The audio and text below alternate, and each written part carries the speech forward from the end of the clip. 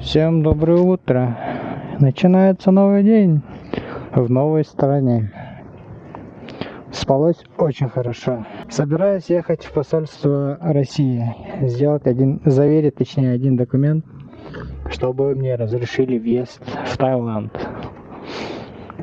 Попробуем, что скажут. И сейчас придется обращаться в другие посольства через электронную почту. Посмотрим, что получится. Погода, кстати, тут вообще идеальная. Кондиционер не нужен был. Потому что было прям хорошо. Ой, блин. Я забыл, опять по встречке поехал. Пока все печально. Сказали... Блин, короче, я ждал полчаса, пока они выйдут. Вот реально.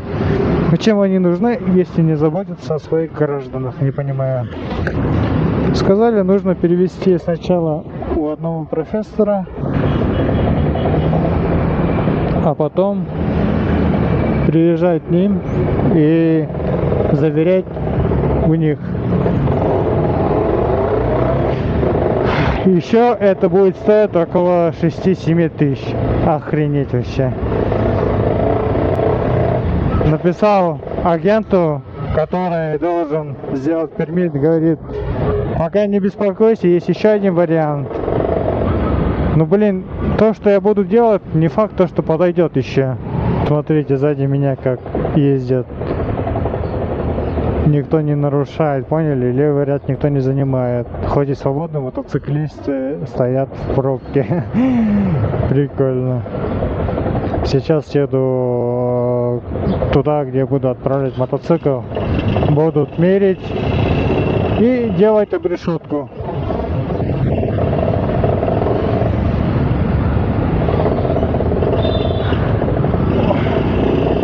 Приехал в офис оформлять мотоцикл. Оказывается, не поставил там в карнете. Вот одна из проблем. Немногие говорили, в Непале не нужен карнет, поэтому я не поставил. Оказывается, нужно. Сейчас поедем уже ставить на таможню. Здесь уже в Катманду. Не знаю, получится или нет. Но будем пытаться что-то делать. Как-то так. Оставлю, кстати, ссылку в описании, потому что в Непале я нашел двоих людей, которые занимаются, но вот этот человек берет дешевле и быстрее, как я понял, все делает. Как-то так.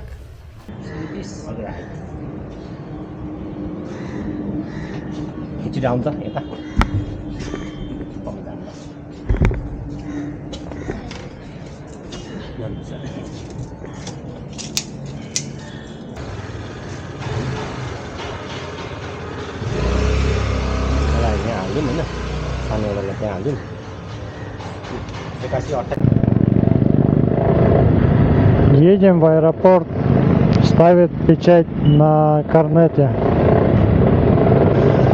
У меня никто и не спрашивал на границе, поэтому не поставил. Надеюсь, тут поставят. Спросили фотографию, которую я делал при въезде, потому что без него могут не поставить. Я говорю, подтверждение того, что я въехал в Непал на мотоцикле. Наконец-то поставили штамп. Вообще обошли 3 офиса, 5 людей. За 500 непальских рупий поставили в итоге через знакомых.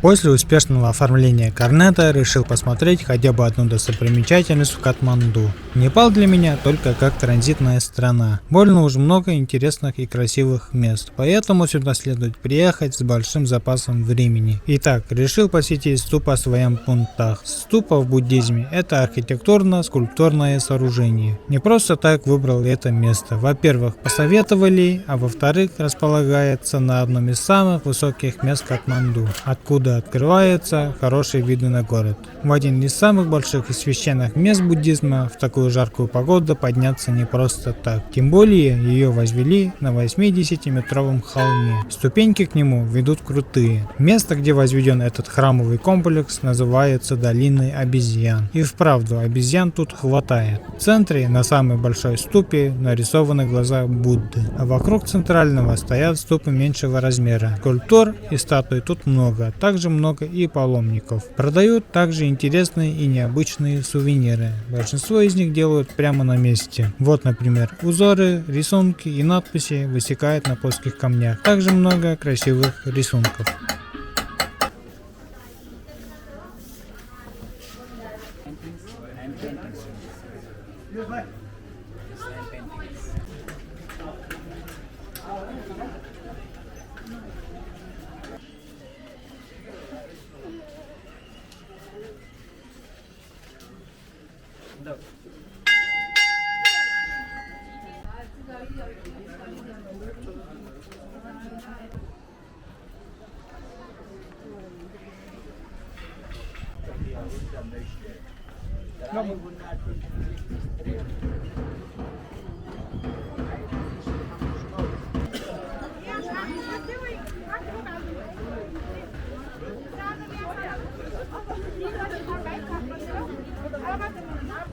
На улице уже ночь, остановился в том же отеле. С тем чуваком договорились, оплатил. В итоге вышло в $1200, 110 тысяч рублей. Отправка в Бангкок. Ну, не дешево. Путешествовать дорого, особенно в ту страну, в ту сторону. Через Мьянму нельзя проехать, там идет война уже давно. Как-то некоторые умудряются проехать. Ну, тоже, наверное, заморочки с документами будут. Самый быстрый и дешевый способ отправки именно самолетом через Непал. Есть еще вариант через отправку через море в Мумбай и в Ченнай. Ченнай называется вроде как город в Индии. Но там долго и документы надо делать, поэтому лучше здесь. Готовлю ужин. Тушенка, которую купил зимой еще в Армении, до сих пор ходит. Да, 40 года, 2 года, нормально. И спагетти, которую взял еще в Грузии летом, до сих пор тоже ходит. Как раз и экономия, и потихоньку надо избавляться от продуктов, потому что там, надеюсь, нормальная еда будет.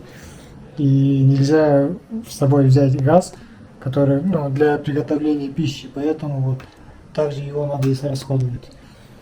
Надеюсь, в Таиланде найду такой газ. Именно в такой форме очень удобно, там все плотно упаковывается. Вот. Как-то так, на несколько дней пропаду, буду работать. Но у вас, наверное, время пройдет быстро. Всем пока. Всем доброе утро! Сегодня 4 апреля. Еду в аэропорт. Будем ставить мотоцикл в деревянный ящик. Сказали, будет недолго. Hello! Чувак, который мне показал дорогу несколько дней назад, я его узнал. Сегодня мне он вроде написал, кто-то мне написал из непальского номера. Пока что он не ответил. Постирал вещи, не высохли, думаю, высохнут сейчас, пока доеду.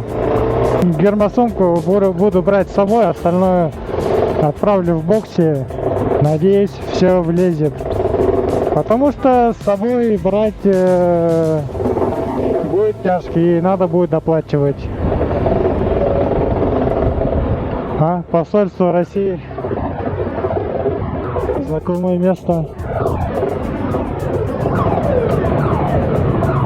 Так. Чувак стоит такой же, тот же.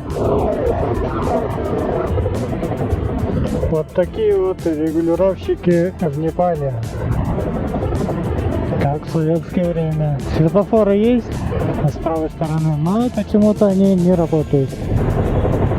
Не парься, кстати, вот даже я сейчас по Шнову переехал, а они там стояли. Я думал, что они там стоят, оказывается, поворот налево был.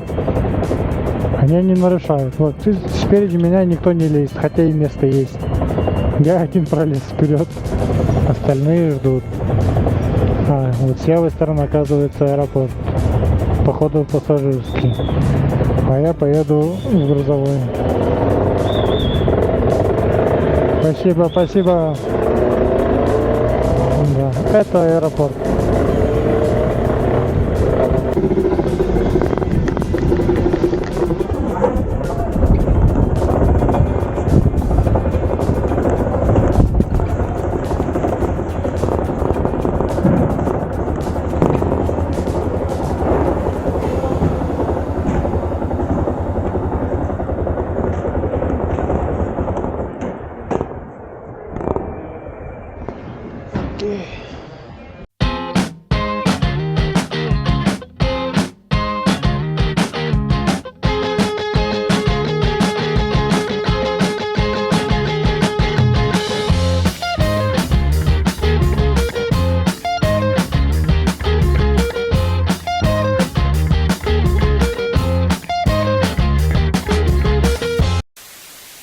Все, мотоцикл выглядит вот так. Как долго буду собирать, я его не знаю вообще. Разобрали вообще максимально.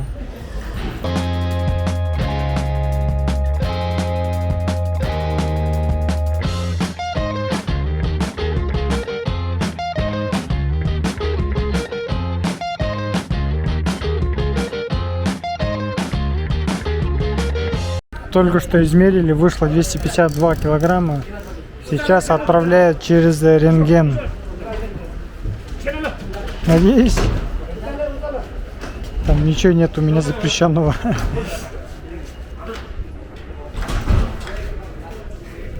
Вышло на 48 килограммов меньше, чем я думал.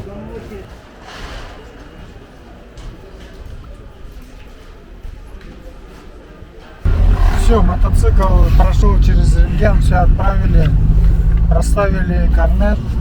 Только в корнете два одинаковых печати. Я надеюсь, ничего не скажут, вернуть деньги потом.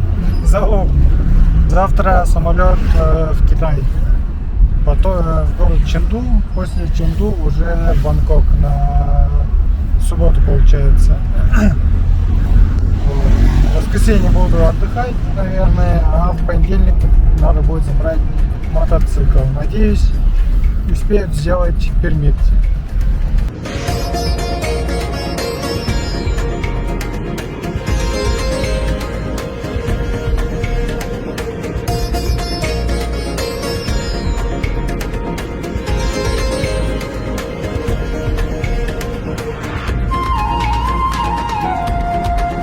Всем привет, я в Китае. Летелось вообще хорошо.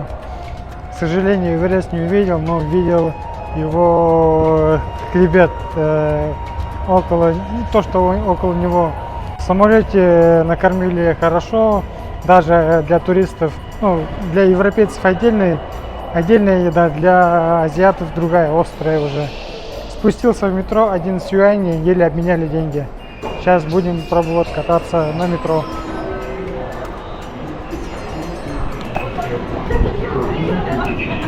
Кстати, как приехал, я вообще не почувствовал. Вообще без шума, без ничего. Наверное, сяду здесь. Вышел на улицу, ехал час 10. Капец. Сначала, оказывается, на электричке ехал, потом только на метро. Покажу улицу.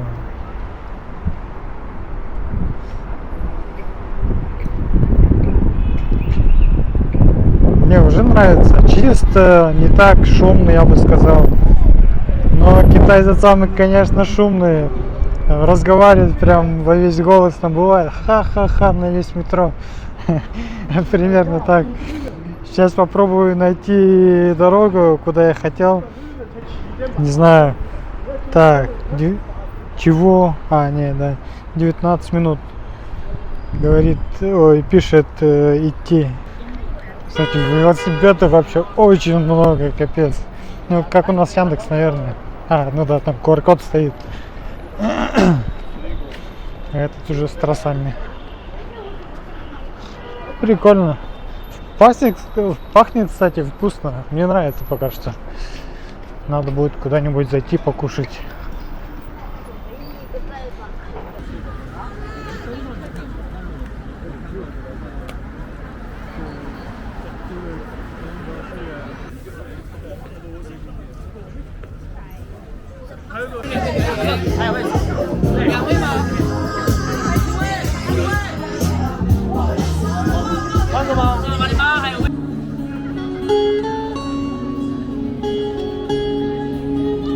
起初不经意的你，和少年不经事的我，红尘中的情缘只因那生命匆匆不语的胶着，像是人世间的错，或前世流转的因果。众生的所有也不喜欢去刹那阴阳的交流，来来去难去，说实在的人世有，分与分，聚难聚，爱与恨的千古愁。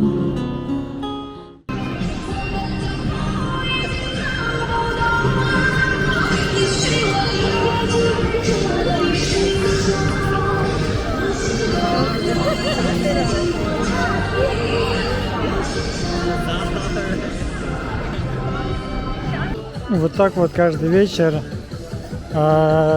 пожилые люди делают зарядку под музыку. Я в одной передаче смотрел. Прикольно. Молодцы.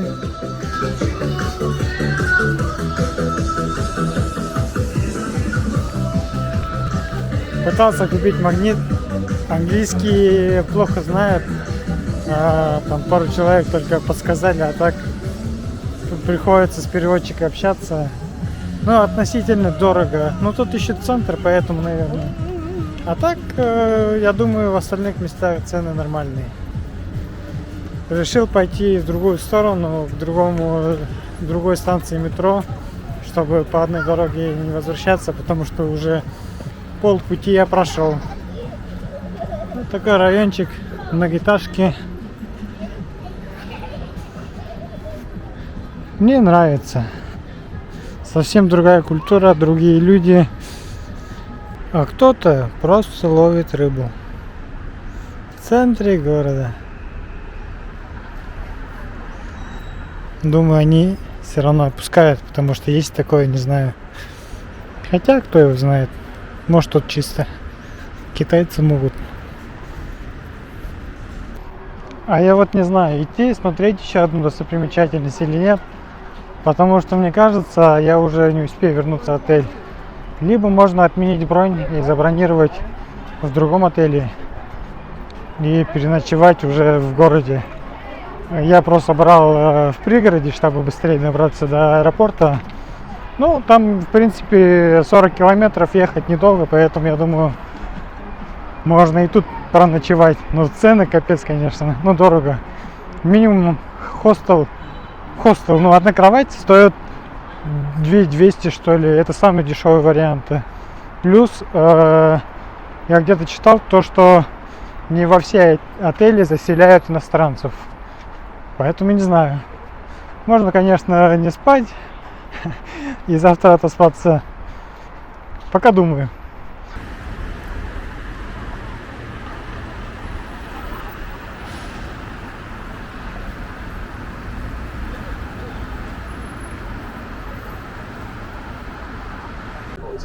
Вот так можно взять билет на терминалах. Так, английский. Потом нам надо сюда. Yeah? This station. Goshen-Kyo. 这个到高通桥吗？这个到这里吗？ This station, yeah. This?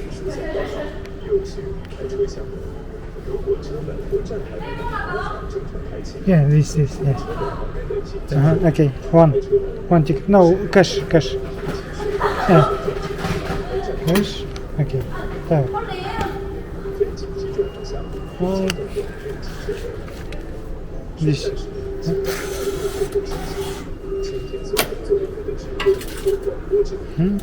Дали карту. Все, сдачи.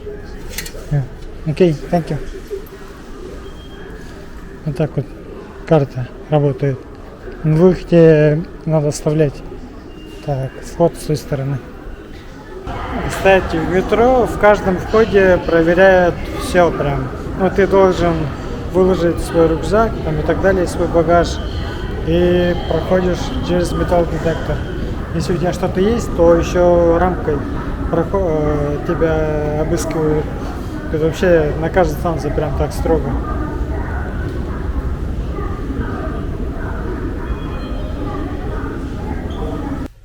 Все, я в отеле, заселился в одной из станций рядом.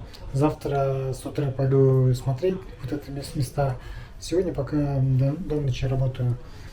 Оплатил отель половину долларами, половину юаней, потому что если обменивать большую валюту, то придется обменивать обратно в доллары. Ну, невыгодно получается, и денег останется еще. Поэтому так. Зашел в KFC покушать, потому что обходил несколько зданий. Едят вообще интересно. В центре стола стоит плита или как казан, кастрюля. Там все сам варишь, сам готовишь. Вообще прикольно. Короче, не стал вот это заходить. Посмотрел, такая, ничего себе, не все вышло. Вот, как-то так. Завтра пойду гулять, смотреть вот эти места с утра. И сегодня уже буду работать до конца вечера. До конца дня, до вечера. Потому что на улице сейчас еще дождь. И завтра хотя бы его не будет.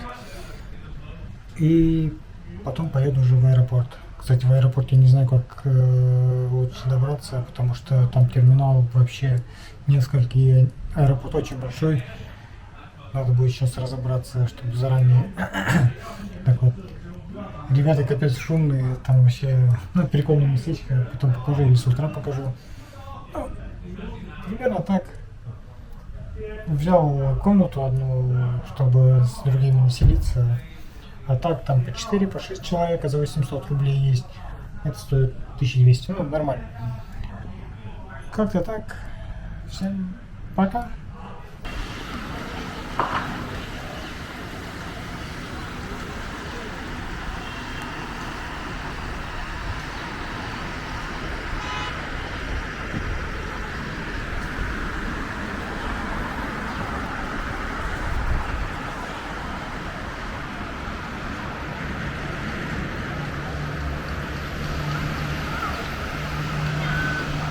Всем доброе утро.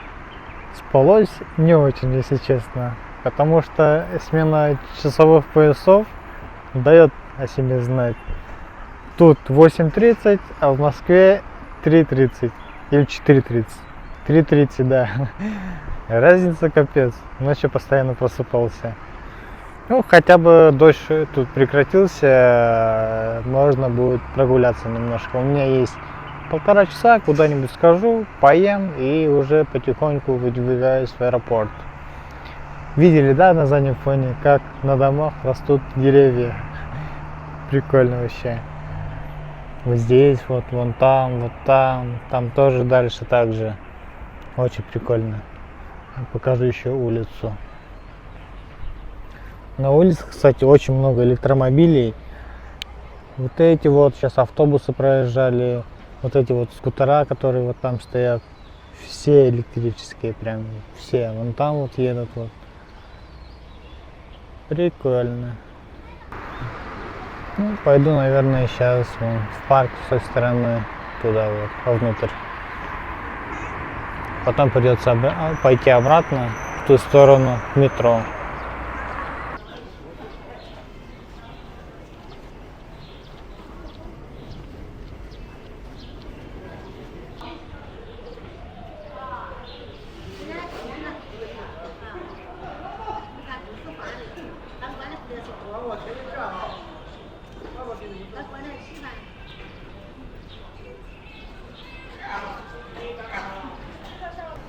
Не знаю, как место называется, подпишу. Но выглядит очень прикольно. Мне кажется, вот это уже реально старые места. Потому что вот даже смотрите. Да, мне кажется, все старинное. Выглядит очень прикольно. Все-таки иногда надо читать, куда ты идешь. Потому что ходишь. Ну да, вот эти вот, посмотрите, вот эти деревянные вырезы. Не, как называется, блин. Ну, вы поняли. Деревянные вырезы. Всякие надписи, узоры. Вот эти вот там. Точно старинные.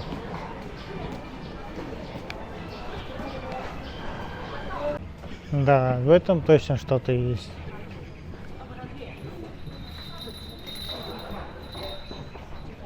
Мне кажется, старинную тоже так же продавали вот это все. Видите, как убирают двери. Там наверху камни лежат. Ничего себе.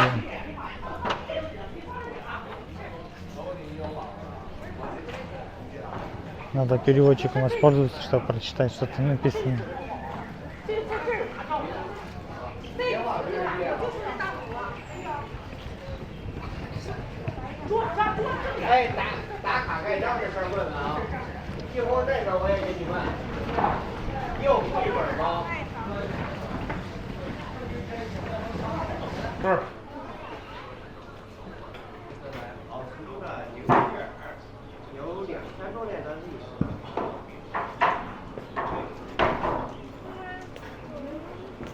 Что приходить рано утром и гулять, это вообще кайфово, потому что никого нету.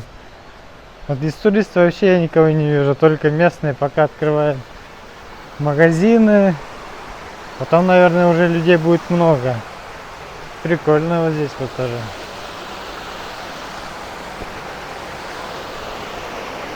Панды залазят наверх.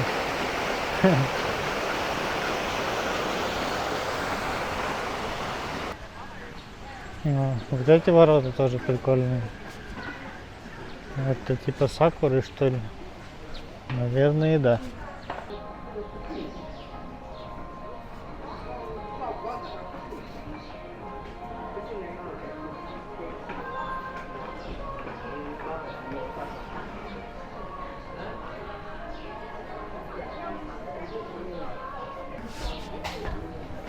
Да, сколько замков, столько сердечек.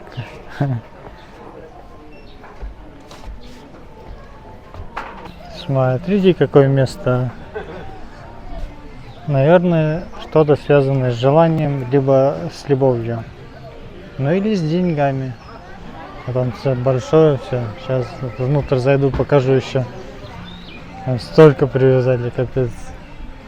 Вот эта девушка, наверное, зарабатывает очень много. Да. Реально. Очень много. Необычно еще. Город Чэнду знаменит гигантскими пандами и игрушечных. Тут очень много. Прям на каждом углу есть даже целые магазины с пандами. Видите, везде панды. А? Ничего себе, тут статуэтка верховных лидеров, походу. И украшения. О, вот такую штуку я хотел увидеть. Потому что во всяких китайских фильмах там постоянно снимают такие штуки. Прикольно. Тут вот крутится. Тут крутится. Вот эти. Прикольно. 5 minutes later. Зашел я в эту перекусочную. Оказывается, были не котлеты, а какие-то деликатесы. Я сразу ушел, блин, выглядело странно. Я сначала думал, блин, котлеты, нифига себе. Там еще острые, переперченные, какие-то приправы. Пойду в KFC, в проверенное место. Хотя, там тоже бывает. Вчера, когда кушал, Заказал ножки и наггетсы. В итоге ножек таких, как я заказал, не было. Принесли другие ножки. Плюс еще доложили наггетсы. И плюс положили какой-то пирог. Потому что у них не было. Съел, короче, двойную порцию. Все, покушал в итоге в Макдональдсе. Потому что в KFC выбора было меньше. Школьники идут. Очень много школьников, то ли на физру идут, я не знаю. Все в одинаковой форме. Поехал я в аэропорт. Все, я в аэропорту. Прошел все быстро. Я забыл то, что у меня есть билет. Даже не пришлось стоять в очереди. Приехал раньше, чем надо. Отобрали Powerbank, потому что он немножко был вскрыт. У меня в тот раз он упал, поэтому типа говорит, у вас нету маркировки и корпус поврежден, поэтому отобрали. Надо чем-то себе занять. Посмотрим, что будем делать.